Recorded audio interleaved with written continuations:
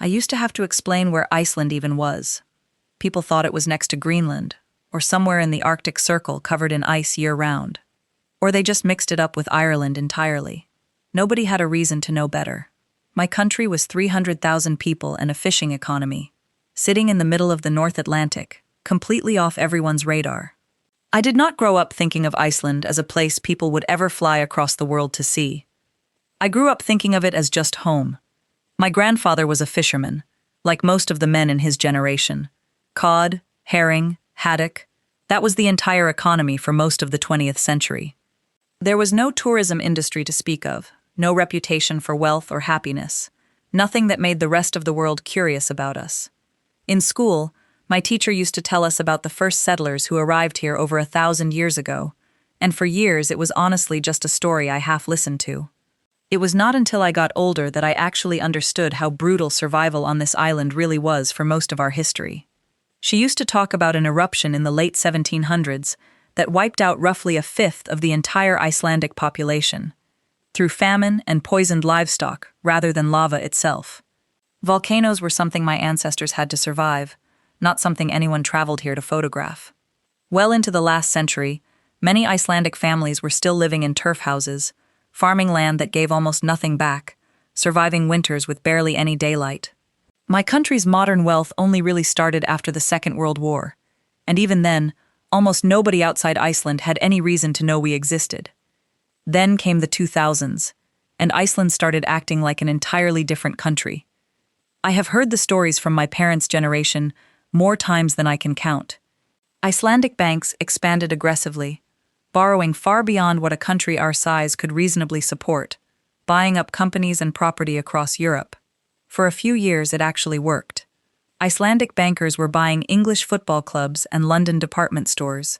Reykjavik briefly felt like a tiny Nordic Wall Street, and on paper, we looked extraordinarily wealthy. I was too young to really understand what was happening in the autumn of 2008, but I remember the mood in our house changing that year. All three of Iceland's major banks collapsed within days of each other.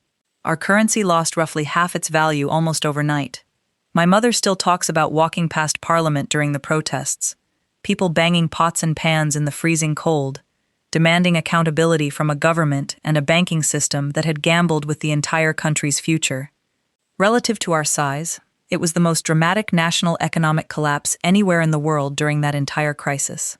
Iceland was no longer invisible. We were infamous.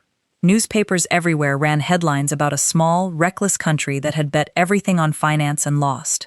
My parents' generation had to watch the International Monetary Fund step in with an emergency loan, which was a real blow to a country that had always prided itself on quiet self-sufficiency.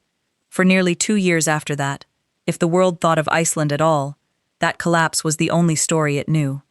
Then, in the spring of 2010, something happened that nobody could have planned. A volcano under a glacier in the south of the country began to erupt, one of those Icelandic names so long and unfamiliar that foreigners still give up halfway through trying to say it, so I will just call it the mountain here. It is not our biggest volcano, and it was not one many people outside Iceland had ever heard of. But it sent a plume of extremely fine ash directly into the jet streams above Europe, right at the altitude commercial planes fly through.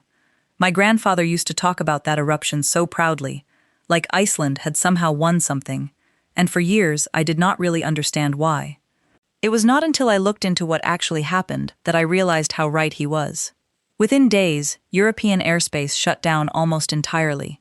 Roughly 100,000 flights were cancelled. Airports from London to Frankfurt sat empty for the first time since the Second World War. Airlines lost an estimated $1.7 billion. For nearly a week, a volcano most of the world could not pronounce dictated the movement of an entire continent. And suddenly, everyone was talking about Iceland, for reasons that had nothing to do with banks. Every major news network sent camera crews. Comedians built entire routines around the volcano's name. Late-night hosts in America made a running joke out of attempting it on air. Stranded passengers became minor celebrities, interviewed sleeping on baggage carousels. For a brief window, my tiny home country became the single most talked about place in the Western world. Purely by name recognition it had never had before. That attention could have gone either way.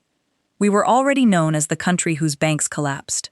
Now we risked being known as the country whose volcano grounded a continent too.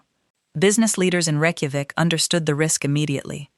This moment would define how the world saw us for years, and it could be shaped, but only if we moved fast. So we did. The government and tourism industry launched a campaign called Inspired by Iceland, on a modest budget of around 4 million euros. Instead of distancing ourselves from the volcano story, we leaned directly into it, inviting people around the world to share their own memories and images connected to Iceland, quietly turning a story about disruption into a story about discovery. The timing lined up with something else already working in our favor. That same collapsed currency that had lost half its value during the banking crisis now made Iceland dramatically cheaper for visitors than it had ever been. A country that used to be expensive to visit had, almost by accident, become affordable. Curiosity plus affordability is a combination most tourism boards spend years and millions of dollars trying to manufacture. We got both, essentially for free, within 2 years. There is a geyser field and a waterfall and a rift valley, all within a short drive of Reykjavik, a loop people now call the Golden Circle, where you can stand with one foot on the North American plate and the other on the Eurasian plate, watching them drift apart by about 2 centimeters a year. None of that was new. It had all been there my entire life, and my grandfather's entire life too. What changed was that, for the first time, there was actually a reason for people to come see it. Film crews noticed the same landscapes around the same time. Black lava fields, glacial ice caves, steaming volcanic valleys started showing up in major films and shows through the 2010s, standing in for alien planets and fantasy kingdoms nobody could afford to build as sets.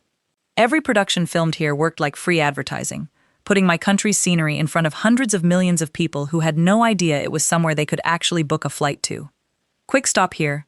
My name is Freyja, and as you might have heard, I grew up in Iceland, and my goal is to share our fascinating story with more people. If you could subscribe, it would help the channel out a bunch. Thanks, and on with the video. The numbers that followed genuinely still surprise me when I look them up. Visitor arrivals rose 16% in 2011 alone, the year right after the eruption. By 2018, tourist numbers had grown 340% compared to 2010, crossing 2 million visitors a year to an island with barely more than 300,000 residents. Tourism became our largest source of foreign revenue, overtaking both fishing and aluminum, the two industries that had defined my grandfather's generation. I watched my own city change block by block growing up. Hotels that once sat half empty through winter were suddenly overbooked year-round. Construction cranes went up across Reykjavik as new hotels raced to keep pace with demand. Tour operators who once ran a handful of glacier hikes a year were suddenly running dozens a week, booked months out. The Blue Lagoon, which every visitor has heard of today, actually started as runoff from a geothermal power plant near where my family used to go camping. Locals bathed in it long before anyone imagined tourists flying in from across the planet just to soak in it. The same volcanic activity behind all of this also gives us some of the cheapest, cleanest electricity anywhere in the world, drawn from geothermal plants and hydroelectric dams, instead of imported oil or coal. That cheap energy actually attracted aluminum smelting operations decades before tourism ever showed up, which is part of why fishing was not our only industry even before 2010, even if almost nobody outside the country noticed at the time. The geology that eventually made us famous had already been quietly shaping our economy in the background for years. The government kept building on the momentum instead of treating it as luck. Keflavik Airport expanded repeatedly. Icelandair positioned Reykjavik as a free stopover for travelers flying between North America and Europe, turning us into an easy add-on stop for millions of transatlantic passengers who might never have considered visiting otherwise. Being a remote island wedged between two continents, which used to feel like our biggest disadvantage, quietly became our biggest advantage instead. It was not a perfect fairy tale. Housing prices in Reykjavik rose sharply as tourism demand outpaced construction, and I have friends who genuinely struggled to find anywhere affordable to live in their own capital. Popular natural sites got overwhelmed by visitor numbers they were never built to handle. My country had to build infrastructure and protections at a pace few small nations have ever had to manage, and some of those growing pains are still being worked through today. But the broader trajectory kept climbing. Our economy grew by roughly 10% in the years after the crisis bottomed out, outpacing countries that had a far easier financial crisis than we did. Unemployment, which had spiked into double digits after 2008, fell back to some of the lowest levels in Europe. By the 2020s, Iceland ranked consistently among the wealthiest countries in the world by GDP per capita. We have also placed in the top 4 of the World Happiness Report almost every year the survey has run, ahead of neighbors much larger and, on paper, much wealthier than us. It also helps explain why people my parents' age talk about the last 20 years with a mix of pride and disbelief. Many of the people running hotels and tour companies in Reykjavik today were young adults during the 2008 collapse, watching their savings disappear and their country turned into an international cautionary tale. That same generation is, in a lot of cases, the one that built the industry that made Iceland one of the wealthiest countries on Earth per person less than 15 years later. It is strange to sit with how this all fits together. My country went through one of the worst banking collapses in modern history. 2 years later, a volcano most of the planet still cannot pronounce erupted, grounded an entire continent's air travel, and became the turning point that rebuilt our reputation, filled our hotels, and eventually pushed us into the top tier of the wealthiest and happiest nations on Earth. Nobody could have written that on purpose. Compare Iceland to Norway or Denmark, and the story looks even stranger. Those countries built their wealth over generations, through oil, shipping, manufacturing, decades of steady institution building. My country compressed something like that same climb into roughly 15 years, and did it starting from national embarrassment instead of steady strength. There was no long runway. There was a collapse, then a volcano, then a sprint to turn a moment of global attention into an entirely new economy before it passed us by. None of it happened on autopilot either, even once it started working. The government could have treated the tourist money as a windfall to just collect and move on from. Instead, tax revenue from tourism went back into airport expansion, roads to regions that used to see almost no traffic, and protections for natural sites suddenly getting visitor numbers thousands of times higher than they were built for. That reinvestment is a big part of why the boom held instead of collapsing under its own popularity within a few years, the way these things sometimes do elsewhere. What I have come to appreciate most is how deliberately my country chose to use a moment that could have gone the other way. We did not hide the volcano or apologize for the disruption it caused. We leaned directly into the thing that made us briefly famous, even though it was, on the surface, bad news for most of Europe. And the generation that built the tourism industry that followed is largely the same generation that lived through the humiliation of 2008. That is not a coincidence. It is a direct response to it. It is tempting to reduce all of this to one dramatic sentence, that a volcano made Iceland rich. It is a good hook, and it is not entirely wrong, but the fuller version means more to me. A volcano created an opportunity. A collapsed currency made it affordable to act on. A small, fast marketing campaign turned global chaos into curiosity instead of contempt. And a government willing to reinvest, rather than just pocket the windfall, made sure the moment actually lasted. Remove any one of those pieces and I do not think I would have a story like this to tell you at all. A country that had almost nothing going for it on the world stage 20 years ago is now one of the places people put at the very top of their travel lists.